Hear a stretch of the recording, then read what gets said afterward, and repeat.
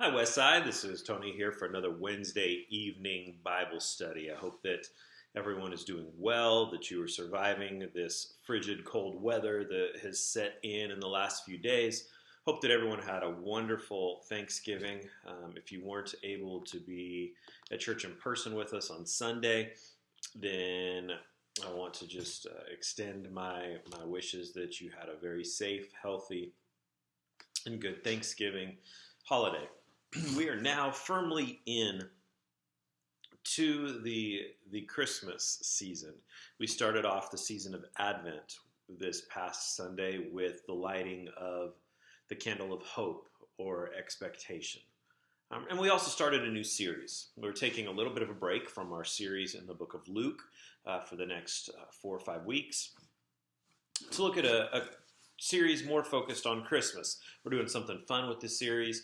And we're each week taking a look at a classic favorite Christmas movie and then seeing where the gospel is found in that movie. This past week, we looked at one of the most popular Christmas movies of all time. In fact, if you were to look at all of the different renditions of this movie, all of the different ways that it has been made and portrayed, either on stage, on film, TV, or in literature, it is probably the most famous Christmas story of all time. And it's funny that it is the most famous Christmas story of all time when it is called A Christmas Carol. Charles Dickens' Christmas Carol, one of my favorite Christmas classics, so many different versions of it. From Mickey's Once Upon a Christmas, which is a phenomenal version of that movie with Donald Duck playing Ebenezer Scrooge, to my all-time favorite version of Charles Dickens' classic A Christmas Carol, A Muppet Christmas Carol, which is what we looked at this past week. We looked at the story of A Christmas Carol and Ebenezer Scrooge. But so I want to start off our time together by just asking some fun Christmas-related questions. I talked on Sunday how one of our greatest Christmas traditions in my home is watching Christmas movies like The Christmas Carol and the ones that we will cover over the next several weeks. What is your favorite Christmas tradition?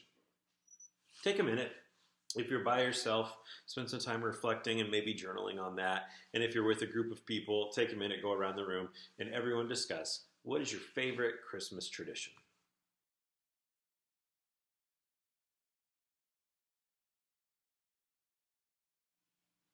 Oh, of your Christmas traditions, I'm assuming one of those is probably watching Christmas movies. So many wonderful Christmas movies. Miracle on 34th Street, Santa Claus is Coming to Town, A Christmas Carol, Polar Express, Elf. What's your favorite Christmas movie? Of all time, what's your favorite Christmas movie?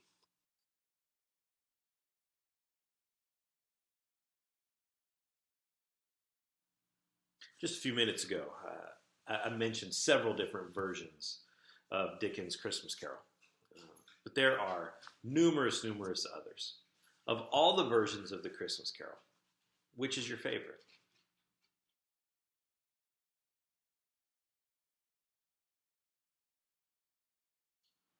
One of the facts that I mentioned about Dickens' short story, A Christmas Carol, was that he actually wrote that as an autobiography. Did that surprise you to hear that he wrote that about himself?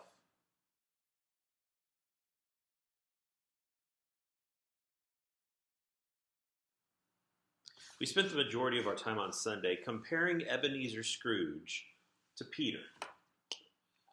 What did you make of that comparison between Peter and Ebenezer Scrooge? Anything that caught you off guard? Anything that surprised you? Anything that you didn't agree with? Or maybe something that you did agree with? What did you make of the comparison of Peter and Ebenezer Scrooge?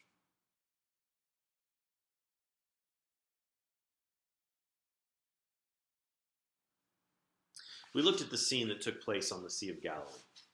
It was shortly after Jesus' resurrection and ascension. He'd seen the disciples face to face 3 times, but then he was gone. And the disciples now don't know what to do next. They've devoted 3.5 years of their lives to following Jesus, and now he's gone. Things didn't end the way that they had expected them to, or the way that they had hoped. And so they go back to business as usual. They go back to what they know, fishing. And they're having no luck. They fished all night. They're starving, they're tired, they're frustrated, and they have caught nothing. And John tells us that Jesus was on the shore, but they didn't recognize him. Maybe they were too far out, or maybe just God kept them from recognizing him. And he shouts out to them out on the lake, "Hey guys, why don't you try throwing your nets on the other side?" To a group of men who are professional fishermen, this is what they do for a living. This is what they've done their entire lives. Peter comes from a family of fishermen. It's the family business. How would you have responded? How would you have reacted if you were in a situation where you were doing something that you were absolutely confident in your ability and familiar with, but having zero success, and then a stranger gives you seemingly insignificant, meaningless, and ridiculous advice? How would you have responded or reacted if you were in the boat when Jesus told you to throw the nets on the other side?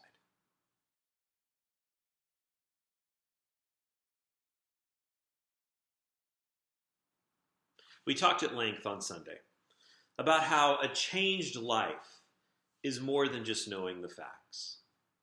Ebenezer Scrooge knew about Christmas. He knew everything about Christmas, from Christmas dinners to Christmas giving to Christmas trees and even Christmas turkey. He knew about the spirit of Christmas. He knew about the traditions and the parties, the festivities. He knew about Christmas. Peter knew all of the facts about Jesus. He'd spent the last 3.5 years of his life living the facts about Jesus. But on Sunday, we talked about how a changed life is more than just knowing the facts. So how can we transition from knowledge to life change? How can we make that 8-inch journey from knowledge in our heads to a changed heart?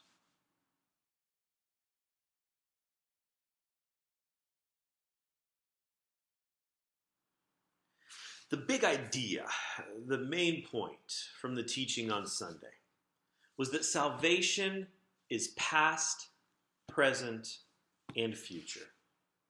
Talked at length about that on Sunday. But what does that mean?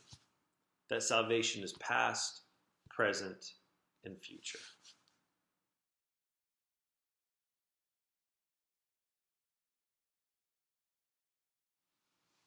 The 3 ghosts that came to visit Ebenezer Scrooge were the ghost of Christmas past, the ghost of Christmas present, and the ghost of Christmas future. Which ghost, past, present, or future, would you be most afraid to see? Would you be most afraid of what they would show you? And why? And which would you be most excited to see? And why?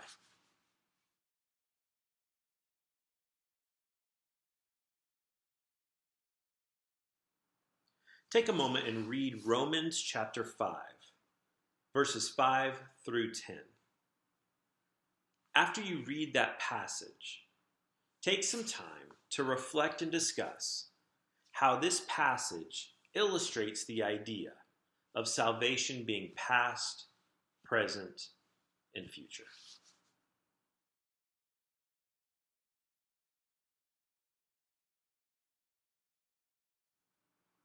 What are some practical and tangible ways that this Christmas season you can not look like the old Ebenezer Scrooge, but look like the Ebenezer Scrooge who not only knew all the facts, but had a changed life? What are some ways that this Christmas season you can show your salvation, past, present, and future?